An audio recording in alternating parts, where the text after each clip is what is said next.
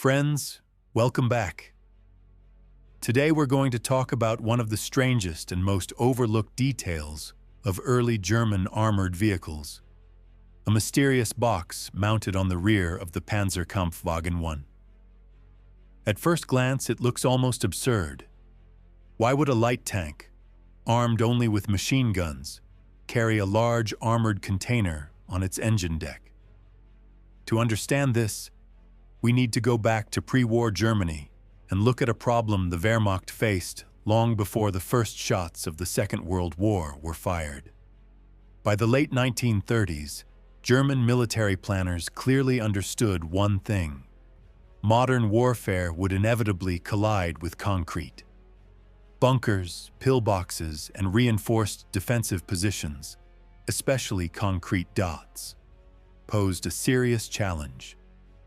Infantry engineers could destroy them, yes, but only by carrying large amounts of explosives directly to the target under enemy fire.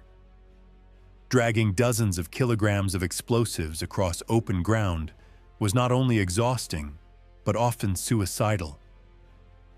The question was simple: how do you deliver a powerful charge to an enemy bunker without sacrificing the men carrying it? In 1938, engineers from German pioneer units proposed a surprisingly simple idea.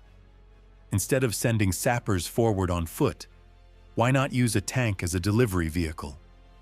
Not a heavy breakthrough tank, Germany didn't really have those yet, but something expendable, light, and already available in large numbers.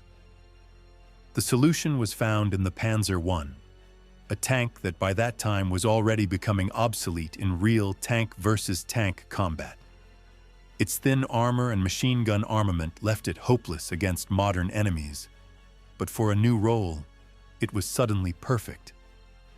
The project received the long and technical name Panzerkampfwagen mit Abwurfvorrichtung, which roughly translates to Panzer I with dropping device. The concept behind it was almost primitive in its simplicity. Engineers mounted a folding metal frame on the engine deck of the tank. Attached to this frame was an armored box, the very box that still confuses historians and enthusiasts today. Inside it sat around 50 kilograms of high explosive. The bottom of the box consisted of two hinged flaps, held closed by a latch connected to a cable running into the fighting compartment. The method of use was as direct as it was dangerous. The Panzer I would approach the enemy bunker in reverse, positioning the box directly above the target. At the right moment, the commander would pull a lever inside the tank. The latch released, the flaps opened, and the explosive charge dropped straight onto the roof or entrance of the fortification. The tank would then drive away as fast as its modest engine allowed, and moments later, the charge would detonate. No complicated mechanisms, no remote controls, just gravity, explosives, and precise timing. Field tests were conducted in the autumn of 1939 by the 38th Engineer Battalion of the 2nd Panzer Division, and surprisingly, the results were considered successful. The device proved capable of destroying reinforced concrete positions that would have otherwise required costly infantry assaults. Encouraged by this, the German army even considered adapting the system to the Panzer II.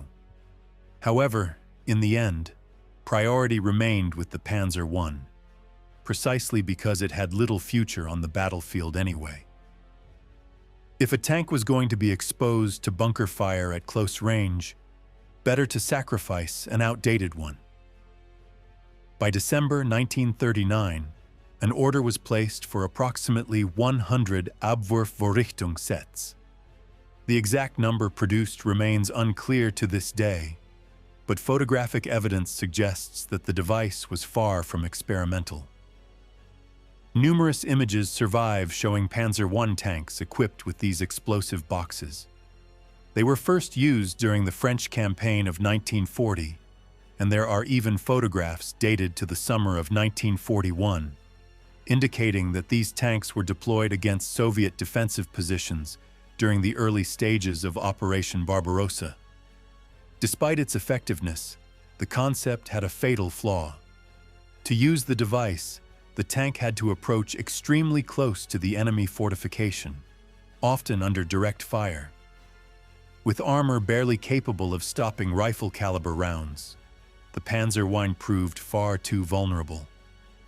Losses mounted, and as better engineered assault solutions appeared, including dedicated demolition vehicles and heavier tanks, the Germans quietly abandoned the idea.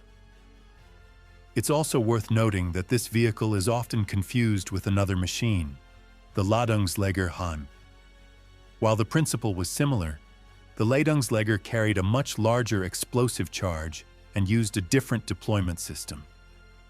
Though related in concept, these were distinct vehicles with different purposes. In the end, the strange box on the Panzer I serves as a perfect symbol of early war improvisation. It was born from necessity, built with brutal simplicity, and discarded once its limitations became clear.